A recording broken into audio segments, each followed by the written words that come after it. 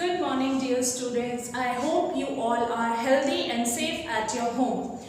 Today onwards, we are starting with the new lesson, that is lesson number 11, transportation in animals and plants. Now, first of all, what do you mean by transportation? Transport एक general language में, general English term में transport से आप क्या समझते हैं? The word transport means to carry something from one place to the other, or the movement of something from one place to the another. Transportation जो हम SST में पढ़ते हैं, means of transportation, buses, cars, trains, aeroplanes, ये क्या करते हैं? It helps in moving the things और the human beings from one place to the other. आपको या किसी भी चीज़ को एक जगह से दूसरी जगह ट्रांसपोर्ट करते हैं. So, what does the word transportation means with reference to the human body? Human body की reference से transportation का क्या मतलब है? अभी तक हमने पढ़ा है in the previous chapters, the food that we take, जो हम खाना खाते हैं, means the food that we ingest goes inside our body, it gets digested, digest होता है, and that digested food is broken down further to release energy. जो हमने respiration के प्रोसेस में लास्ट चैप्टर में पढ़ा था. हमने खाना खाया, खाना हमारा डाइजेस्ट हुआ. डाइजेशन में क्या होता है? फूड का ब्रेकडाउन होता है सिंपल और सॉल्युबल फॉर्म में. देन दैट डाइजेस्टेड फूड से जो न्यूट्रिएंट्स मिलते हैं, that is further broken down in the process of respiration with the release of huge amount of energy. यहाँ तक हमने पढ़ा है, एनर्जी हमें रेस्पिरेशन के प्रोसेस से मिलती है. नाउ अब यहाँ पर हमने पढ़ा था कि जो न्यूट्रिएंट्स हैं या जो एनर्जी है या फूड जो ट्रांसपोर्ट हो रहा है हमारी बॉडी में, one cell to the other cell, एक सेल से दूसरे सेल में जा रहा है. जैसे रेस्पिरेशन में हमने पढ़ा था ऑक्सीजन रिच एयर हमारे लंग्स तक आई, लंग्स से फिर डिफरेंट बॉडी सेल्स तक गई. अब ये जो ले जाने का काम है, ये कौन कर रहा है हमारी बॉडी में? मीन्स ट्रांसपोर्टेशन हो रहा है, न्यूट्रिएंट्स का हो रहा है, फूड का हो रहा है, इवन जो हमारे वेस्ट पार्टिकल्स हैं, वेस्ट प्रोडक्ट्स हमारी बॉडी में जो डाइजेशन के बाद बने हैं, वो हमारी बॉडी से जो रिमूव हो रहे हैं, वो किस प्रोसेस से हो रहे हैं? मीन्स जो मूवमेंट है चीज़ों का हमारी बॉडी के अंदर, ये किस से हो रहा है? Obviously with the help of blood. हमारी बॉडी के अंदर क्या है? ब्लड है लिक्विड फॉर्म में, जो सर्कुलेट होता है पूरी बॉडी में और उसी के साथ ही चीज़ें ट्रांसपोर्ट होती हैं. So first of all let's understand what is the definition of transportation. It is a life process. Life process क्या होता है? Life processes that are necessary for the continuity of life. इनके बिना आपकी लाइफ नहीं हो सकती. तो ट्रांसपोर्टेशन एक लाइफ प्रोसेस हो गया, क्योंकि अगर हमारी बॉडी के अंदर चीज़ें ट्रांसपोर्ट नहीं होंगी तो हमारी बॉडी फंक्शन नहीं करेगी. So it is a life process in which a material is absorbed in one part. Material कुछ भी material हो सकता है, food हो सकती है, respiratory gases हो सकती हैं, waste material होता है, तो वो एक part में absorb हो रहा है और organ या किसी organ में हो रहा है organism के, and is carried to the other part in its body. एक part में absorb होके दूसरी part में ले जाने का काम. This is the definition of transportation. I hope clear है. ट्रांसपोर्टेशन एक कोई भी पार्ट, जैसे डाइजेशन में जो फूड है वो कहाँ पर उसमें से जो न्यूट्रिएंट्स रिलीज हुए वो ब्लड ने एब्जॉर्ब किए थे. उसके बाद हमने स्टेप्स ऑफ न्यूट्रिशन में पढ़ा था, इंजेक्शन था, फिर डाइजेशन था, एब्जॉर्प्शन था. एब्जॉर्प्शन तक हो गया, ब्लड ने एब्जॉर्ब किए न्यूट्रिएंट्स. नेक्स्ट था एसिमिलेशन, जिसमें जो एब्जॉर्ब न्यूट्रिएंट्स है उसका यूटिलाइजेशन होता है. यूटिलाइजेशन कैसे होगा? ब्लड उनको डिफरेंट ऑर्गन्स या डिफरेंट सेल्स जिनको ऑक्सीजन की या न्यूट्रिएंट्स की रिक्वायरमेंट है उन तक सप्लाई करेगा. तो ये जो एसिमिलेशन का काम है, ये कैसे हो रहा है? ट्रांसपोर्टेशन के थ्रू ब्लड मटेरियल्स ट्रांसपोर्ट कर रहे हैं. तो this is the definition of transportation. Now in human beings what is the circulatory material? क्या सर्कुलेटरी मटेरियल है? ब्लड. तो जो पूरा ये सिस्टम है ट्रांसपोर्टेशन का, it is known as the circulatory system. Circulatory system है and it consist of 3 parts: blood, blood vessels and heart. 3 parts होते हैं इसके सर्कुलेटरी सिस्टम सिस्टम के ब्लड होता है, ब्लड वेसल्स होती हैं और हार्ट होती है। हार्ट क्योंकि ब्लड जो है वो पूरी बॉडी में ट्रांसपोर्ट कर रहा है, और ब्लड किस में होता है, ब्लड ऐसे पूरी बॉडी में तो नहीं होता, किसी चीज के अंदर होता है, that is the blood vessels. Blood vessels blood को कैरी करती है and takes the blood from one part to the another part. और हार्ट जो मेन पंपिंग ऑर्गन है, मीन्स हार्ट जब पंप करेगा तभी ब्लड सर्कुलेट होता है पूरी बॉडी में। तो ये 3 कंपोनेंट्स हैं जो सर्कुलेटरी सिस्टम का पार्ट है। Now circulatory system definition is, it is the main transport system in human beings. Human beings में ये मेन ट्रांसपोर्ट सिस्टम है which carries blood from heart to different parts of the body, जो blood को heart से body के अलग अलग parts में लेकर जाती है and brings it back to the heart, और वापस हार्ट तक लेकर आती है। तो ये जो सिस्टम है पूरा, जो ब्लड गया डिफरेंट बॉडी पार्ट्स तक हार्ट से और वापस डिफरेंट बॉडी पार्ट से हार्ट में आया, it is the circulatory system. It consist of blood, blood vessels and heart. Already मैं बता चुकी हूँ 3 कंपोनेंट्स होते हैं इसके, ब्लड, ब्लड वेसल्स और heart. Now first of all let's understand about the blood. Blood क्या है? It helps in transporting the digested food, gases and waste products. जो डाइजेस्टेड फूड, हमने जो फूड डाइजेस्ट किया है, जो हमारी गैसेस हैं ऑक्सीजन और कार्बन डाइऑक्साइड, और जो वेस्ट प्रोडक्ट्स हैं डाइजेशन के बाद फॉर्म हुए हैं, इनको ट्रांसपोर्ट करने का काम from one place to the other, ये कौन कर रहा है? ये कर रहा है ब्लड। अब ब्लड के भी अलग अलग पार्ट होते हैं। ब्लड कंसिस्ट ऑफ आरबीसीज, डब्ल्यूबीसीज, platelets and plasma. Now let's understand about all these terms. What are the RBCs? RBCs are the red blood cells. जो ब्लड का रेड कलर होता है, it is because of the hemoglobin that is present in the RBCs.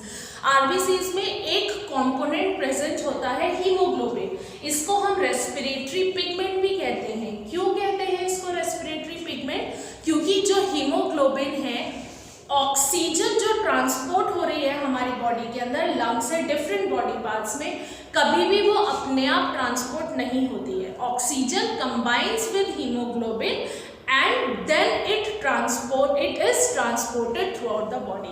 Oxygen अकेले कहीं नहीं जा सकती है, वो हीमोग्लोबिन के साथ कंबाइन होती है पहले। ऑक्सी हीमोग्लोबिन एक प्रोडक्ट फॉर्म करती है और तब पूरी बॉडी में ऑक्सीजन सर्कुलेट होती है।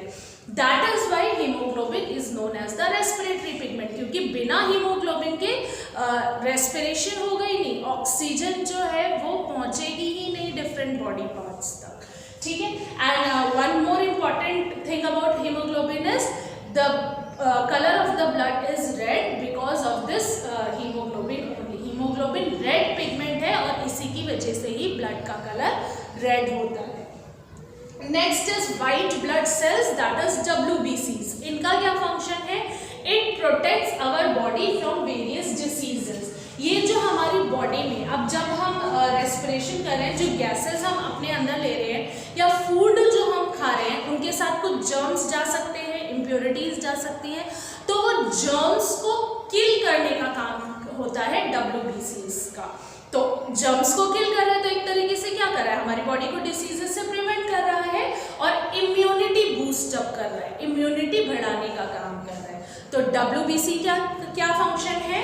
It helps in killing the germs and protects our body from various diseases, thereby increasing the immunity of a person. Next आती हैं आपकी प्लेटलेट्स। प्लेटलेट्स जो ब्लड में प्रेजेंट होती हैं, its function is of blood clotting. Blood clotting का function होता है। ब्लड क्लॉटिंग क्या होती है? ब्लड का क्लॉट हो जाना मीन्स ब्लड का एक जगह जमा हो जाना, रुक जाना। whenever you get injured, blood comes from your injury point। आपका जहाँ भी चोट लगी है वहाँ से ब्लड निकलने लगता है। अब कॉन्टिन्यूसली अगर ब्लड फ्लो होता रहे, रुके ही नहीं, तो क्या होगा? There will be you will become the deficient in blood। Blood की कमी हो जाएगी आपकी बॉडी के अंदर, तो जो ब्लड निकल रहा है that must be stopped, उसका रुकना ज़रूरी है।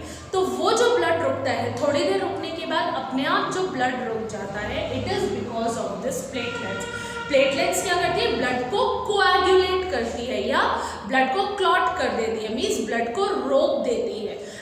क्या होता है, ब्लड इकट्ठा हो जाता है वहाँ पे और फिर आप देखते हो चोट के बाद ब्राउन कलर का हार्ड कवरिंग उस पर आ जाती है, जो ब्लड जमा हो जाता है ड्राई होकर, जिसको हम हिंदी में खुरंट बोलते हैं। तो वो किस वजह से होता है, वो ये प्लेटलेट्स की वजह से, क्योंकि ब्लड हमारा क्लॉट हो जाता है, इस वजह से होता है। Last is plasma. Plasma is the fluid component of the blood. जो ब्लड फ्लूइड होता है, लिक्विड फॉर्म में होता है ना ब्लड, तो जो फ्लूइड पार्ट है ब्लड का वो आपका प्लाज्मा होता है। And all these cells, red blood cells, WBCs and platelets, ये इस प्लाज्मा में ही स्कैटर्ड होती हैं। ब्लड में अगर आप ब्लड के एक ड्रॉप को माइक्रोस्कोप में देखेंगे तो जो लिक्विड पार्ट प्लाज्मा है उसमें ये RBCs, WBCs और प्लेटलेट्स आपको माइक्रोस्कोप के अंदर दिखाई देंगे। Now this was all about blood. Now coming to the blood vessels. Blood vessels मैंने आपको बताया था क्या होते हैं। ब्लड वेसल्स जो ब्लड को, जिनके अंदर ब्लड होता है, ब्लड को कैरी करते हैं from one part to the other. तो blood vessels are the tubes और pipes that carry blood throughout the body. पूरी बॉडी के अंदर कुछ पाइप्स होते हैं जिनको हम ब्लड वेसल्स कहते हैं और जिनके अंदर ब्लड ट्रांसपोर्ट होता है। These are of 3 types। अब ये भी आगे 3 टाइप्स के होते हैं, आर्टरीज, वेन्स एंड कैपिलरीज। अब क्या फर्क है तीनों में। Arteries, it carries oxygen rich blood from heart to all parts of the body. सबसे पहले आप ये समझिए एक सिंपल डायग्राम से। मान लीजिए ये आपका हार्ट है, this is the heart and these are the blood vessels. अभी मैंने क्या बताया, arteries carries oxygen rich blood from heart to all parts of the body. Means heart से जो ब्लड डिफरेंट बॉडी पार्ट्स तक लेकर जा रही हैं, ये होती हैं arteries. And sorry, I think the diagram is not visible to you, तो मैं नीचे बना के दिखाती हूँ आपको। सी हियर, यहाँ पर बनाती हूँ, दिस इज द हार्ट, ये हार्ट है, ये आर्टरीज है। ओके, तो ये हार्ट है, ये आर्टरी। आर्टरीज क्या होती है, हार्ट से ब्लड लेकर जाती है डिफरेंट बॉडी पार्ट्स तक। तो ये वाली जो हो गई, जो हार्ट से ब्लड लेकर जा रही है, ये आर्टरीज हो गई। और जो डिफरेंट बॉडी पार्ट्स से carbon dioxide rich blood heart के अंदर लेकर आती हैं, ये होती हैं आपकी वेन्स। तो जो हार्ट के अंदर ब्लड लेकर आ रही है, ब्लड वेसल्स, वो होती है वेन्स। और जो हार्ट से ब्लड लेकर जाती हैं डिफरेंट बॉडी पार्ट्स तक, वो होती हैं आर्टरीज। अब ये सिंपल डायग्राम लर्न कर लीजिए, आपको कभी कंफ्यूजन नहीं होगी between the difference of arteries and veins. Heart है, the blood vessels that carries the blood to the heart, जो हार्ट तक ब्लड लेकर आ रही है, these are veins, and the blood vessels that carries blood away from the heart, heart से दूर लेकर जा रही हैं, वो होती हैं आर्टरीज। अब एक पॉइंट मैंने यहाँ आपको बताया, आर्टरीज ऑलवेज कैरी दी oxygen rich blood. Oxygen rich blood को हम ऑक्सीजनेटेड ब्लड भी कहते हैं और कार्बन डाइऑक्साइड रिच ब्लड को डीऑक्सीजनेटेड ब्लड कहते हैं। तो आर्टरीज हमेशा, हार्ट से हमेशा ही ऑक्सीजन रिच ब्लड जाता है डिफरेंट बॉडी पार्ट्स तक, और वेन्स हमेशा कार्बन डाइऑक्साइड रिच ब्लड लेकर आती है हार्ट के अंदर। एक्सेप्शंस आर देयर, एक्सेप्शन है दोनों में। आर्टरीज में क्या एक्सेप्शन है, मैंने आपको बताया आर्टरीज हमेशा ऑक्सीजन रिच ब्लड लेके जाती है, except one artery, that is the pulmonary artery. एक एक्सेप्शन है, pulmonary artery oxygen deficient blood carry करती है और carbon dioxide rich blood carry करती है। ठीक है, मतलब पल्मोनरी आर्टरी में जो ब्लड है, वैसे आर्टरीज जनरली हमेशा ही ऑक्सीजन रिच ब्लड लेके जाती हैं, पर एक पल्मोनरी आर्टरी एक ऐसी आर्टरी है जो कार्बन डाइऑक्साइड रिच ब्लड या फिर ऑक्सीजन डेफिशिएंट, दोनों एक ही बात है, ऑक्सीजन डेफिशिएंट ब्लड लेके जाती है। Same with the veins also. Veins क्या है, it carries carbon dioxide rich blood, यहाँ मैंने बताया कार्बन डाइऑक्साइड रिच ब्लड लेकर जाती है है veins from all parts of the body to the heart. सारे बॉडी पार्ट से हार्ट तक veins carbon dioxide rich blood that is deoxygenated blood लेके जा रही है, except pulmonary vein which carries carbon deficient and oxygen rich blood। Except pulmonary vein, सिर्फ एक pulmonary vein है जो ऑक्सीजन रिच या कार्बन डाइऑक्साइड डेफिशिएंट ब्लड लेकर जाती है। याद रखेंगे arteries always carries the oxygen rich blood away from the heart to all the body parts except the pulmonary artery which carries the carbon dioxide rich blood. Same with the vein.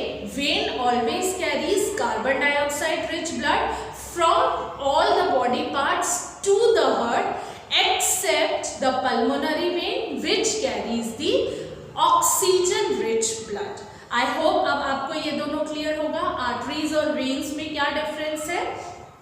अब एक और point है यहाँ पर veins. Veins जो होती हैं ये आपकी थिन होती हैं एज वॉल्स। जो वेन्स की जो वॉल्स होती हैं it is comparatively thinner than the arteries. ये जब मैं हार्ट आपको एक्सप्लेन करूंगी तब आपको और अच्छे से एक्सप्लेन करने पे और अच्छे से आपको ये समझ में आएगा आर्टरीज और वेन्स का डिफरेंस। अभी आप सिंपल सिर्फ समझ लीजिए क्या होता है। डायग्राम जब मैं हार्ट का एक्सप्लेन करूंगी तब मैं बोलूंगी तो आपको समझ आएगा हाँ ये मैम ने आर्टरीज और वेन्स में बताया था। तो walls are thin than arteries. जो वेन्स की वॉल्स होती है वो आर्टरीज से थिन होती है and valves are present to prevent the backflow of blood. Backflow of blood means एक बार जो ब्लड आ गया हार्ट में वो वापस से वही ब्लड बैकफ्लो होके दोबारा से बॉडी पार्ट में नहीं आएगा। मीन्स यहाँ से जो ब्लड एक बार हार्ट में आ गया वो वापस से दोबारा ऐसे नहीं जा सकता क्योंकि ब्लड आने के बाद वॉल्स प्रेजेंट होती है वेन्स में जो वो क्लोज हो जाती है। जैसे आपने टैप में सुना होगा valves are present in taps. Taps में वॉल्स प्रेजेंट होते हैं ना, जो वॉल्व खुलता है तो पानी आता है, वॉल्व बंद हो जाता है तो पानी क्लोज हो जाता है। सेम ऐसे हार्ट में वॉल्स प्रेजेंट है वेन्स में जो हार्ट बैकफ्लो ऑफ ब्लड को प्रिवेंट करते हैं। Third type of blood vessel is capillaries. Third type blood vessel की कैपिलरीज होती है। It is the connection between arteries and veins and have very thin walls. Arteries और veins को connect करने का काम करती हैं कैपिलरीज। ये भी जब मैं आपको हार्ट का डायग्राम एक्सप्लेन करूंगी उसमें जब आपको सर्कुलेशन एक्सप्लेन करूंगी उसमें समझ में आएगा। तो कैपिलरीज इन दोनों का कनेक्शन है। जैसे ये आर्टरीज और वेन्स आ रही है ना तो यहाँ आके ये इनका कनेक्शन होता है। यहाँ पर कैपिलरीज होती हैं जो आर्टरीज और वेन्स को कनेक्ट करती है and capillaries are very very thin, बहुत थिन होती हैं और इनकी वॉल्स भी बहुत थिन होती हैं। ब्लड वेसल क्लियर है। The third component of circulatory system is heart that I will explain in the next video क्योंकि वो डिटेल में है। उसमें आपको हार्ट का डायग्राम, कैसे सर्कुलेशन होता है हार्ट में, हार्ट के अंदर का पूरा सिस्टम एक्सप्लेन करूंगी। So I will explain it in the next video. So this is all for today's video. Thank you and have a very nice day.